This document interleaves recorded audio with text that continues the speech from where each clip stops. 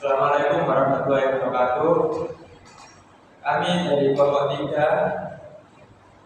akan mempresentasikan hasil diskusi kami tentang sejarah intelektual Imam Malik dan metodenya dalam melestarikan hukum Islam. Sebelumnya, perkenalkan nama saya Muhammad Melani Nagasia. Saya Muhammad Sia Fajar. Saya Melani Nagasia. Saya Melani Nagasia. Dan yang pertama, biografi Imam Malik yang dijelaskan oleh Mbak Dela. Silakan. Biografi Imam Malik. Imam Malik dilahirkan di kota Darul Hijrah, yaitu tempat hijrahnya Nabi Muhammad SAW dari Mekah ke Yasrib yang kemudian dinamakan Al-Madinah An-Nabawiyah atau dikenal dengan kota Al-Madinah. Imam Malik memiliki nama punya Abu Abdullah. Nama tersebut diambil dari nama putra laki-laki beliau yang bernama Abdullah. Dalam sejarah yang diceritakan bahwa beliau berada dalam kandungan ibunya selama 3 tahun dan dilahirkan di kalangan rumah tangga yang ahli dalam berbagai ilmu hadis dan berbeda dalam masyarakat yang berhubungan dengan hadis santi dan hadis. Kemudian ada pendidikan Imam Malik. Imam Malik menuntut ilmu kepada ulama-ulama Madinah. Kota ini merupakan tempat berdomisilinya para sahabat besar, baik dari kalangan Muhajirin dan Ansar. Pelajaran pertama yang diterimanya adalah Al-Quran, yakni bagaimana cara membaca, memahami makna dan tafsirnya. Yang kedua, Imam Malik memiliki 3 rantai emas dalam meriwayatkan hadis. Pertama, hadis riwayat Malik dari Nabi dari Ibnu Umar. Kedua, hadis riwayat Malik dari Zuhri dari Salim dari Ibnu Umar. Ketiga, hadis riwayat Malik dari Ahmad Zinad dari Al-A'al dari Abu Hurairah. Selanjutnya, karakteristik pemikiran Imam Malik. Dari Al-Bahlawi mengatakan Malik adalah orang yang paling ahli dalam ilmu hadis di Madinah, yang paling mengetahui keputusan Umar, yang paling mengetahui tentang pendapat Abdullah bin Umar, Aisyah radhiyallahu anha, dan sahabat-sahabat lainnya. Nah, Imam Malik tidak menyukai pembahasan tentang hal-hal yang belum terjadi, karena menurut beliau itu sama halnya dengan khayalan. Salah satu keistimewaan Imam Malik adalah beliau seseorang tokoh dalam fikih dan hadis. Imam Malik menyusun kitab Muwatta dan dalam menyusun serta menerbitkannya memakan waktu kira-kira 40 tahun. Ada pendapat yang mengatakan bahwa hadis-hadisnya sekitar 10.000 hadis. Namun setelah menyelesaikannya dan mengurangi setiap yang cacat dan tidak terjadi dalam perbuatan para imam, hingga hadis-hadisnya yang tersisa tinggal hadis yang sangatnya bersambung sekitar 500 hadis. Ada beberapa karakteristik dalam fikih mazhab Maliki yang membuat metodenya istimewa, yang memberi pengaruh dalam perkembangan mazhab Maliki kita menjadikan tampil beda di antara beliau dan ulama lainnya. Yaitu di antara yang pertama, mazhab Maliki berpegang pada keamanan di Madinah karena Imam Malik menganggap bahwa praktik umum masyarakat Madinah sebagai bentuk sunnah yang sangat otentik yang diriwayatkan dalam bentuk tindakan, bukan kata-kata. Kedua, jadikannya masalah al-musalah atau Islam sebagai sumber hukum. Masalah al-musalah adalah hal yang bertujuan untuk kemaslahatan manusia, tetapi tidak disebutkan oleh syariat secara khusus.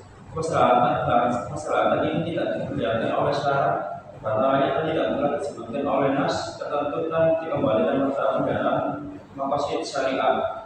Ketiga, Imam Malik berpegang pada para sahabat karena mereka adalah orang yang tergabung dari golongan yang hijrah bersama Rasulullah dari golongan penolong fal sahabat. Jadikan hujah bila syafi sanadnya keluar dari sahabat ke muka dan tidak menyalahi hadis ma'ruf yang baik. Keempat, Imam Malik menggunakan istisna dalam berbagai masalah seperti jaminan pekerja, menolong pemilik laboratori dan sendiri.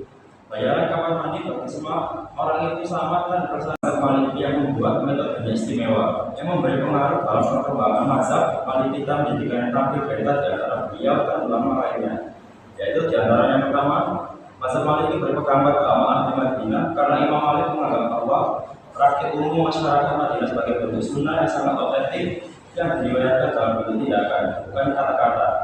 Kedua, jadikannya masalah al-musalah atau Islam sebagai sumber hukum. Masalah al-musalah adalah hal yang bertujuan untuk kemaslahatan manusia, tetapi tidak disebutkan oleh syariat secara khusus. Kemaslahatan ini tidak diperlihatkan oleh syarat, batalnya tidak pula disebutkan oleh nas tertentu dan dikembalikan pada dalam maqasid syariat.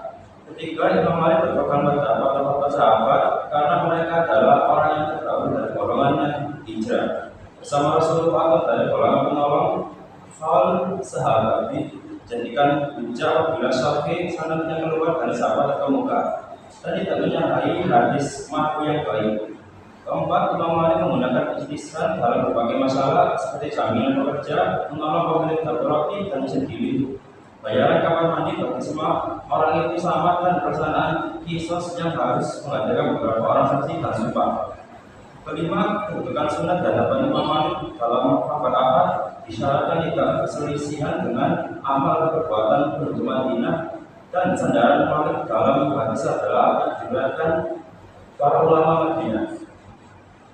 Selanjutnya ada metode ijtihad Imam Malik. Dalam berijtihad, Imam Malik berpedoman pada beberapa sumber, yaitu Al-Quran, Sunnah, Ijma, Qiyas, Qaul Sahabi, Amal Ahli Madinah, Masalah,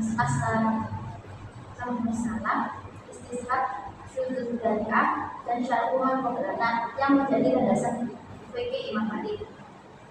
Peran sunnah sangat penting bagi Imam Malik dalam melakukan ijtihad. Imam Malik sangat memperhatikan susunan sunnah dan melihat status hadisnya. Beliau menjadikan rangkaian sunnah ini sebagai sumber hukum yang kedua, karena bagi Imam Malik sunnah adalah penafsiran Al-Quran dan penjelasannya. Imam Malik menempatkan ijma menjadi sumber ketiga. Ijma digunakan ketika permasalahan yang terjadi tidak ada dalam Al-Quran dan sunnah mutawatir. Jika Imam Malik tidak menemukan di dalam yang tiga itu, maka Imam Malik menggunakan qiyas, qaul sahabi, amal ahli Madinah, masolih mursalah, istishab, syuhud dari'ah, dan syar'ul mughranah. Kemudian ada kontribusi intelektual Imam Malik dalam mempersatukan umat. Yang pertama, kecintaan Imam Malik kepada ilmu menjadikan hampir seluruh hidupnya diabadikan dalam dunia pendidikan, sehingga dengan ilmu yang beliau dapatkan dapat melahirkan kitab-kitab yang menjadi rujukan umat Islam hingga sekarang. Yang kedua, Imam Malik mengumpulkan sejumlah besar hadis dalam kitabnya, yakni Al-Muwatta. Itu kemudian memilihnya selama bertahun-tahun. Bahkan ada riwayat mengatakan bahwa Imam Malik dalam Al-Muwatta telah mengumpulkan 4.002 hadis. Nah, sekian itu tadi presentasi dari kelompok kami mengenai sejarah intelektual Imam Malik dan metodenya dalam menyelesaikan hukum Islam. Sekian, apabila ada kesalahan, mohon maaf. Assalamualaikum warahmatullahi wabarakatuh.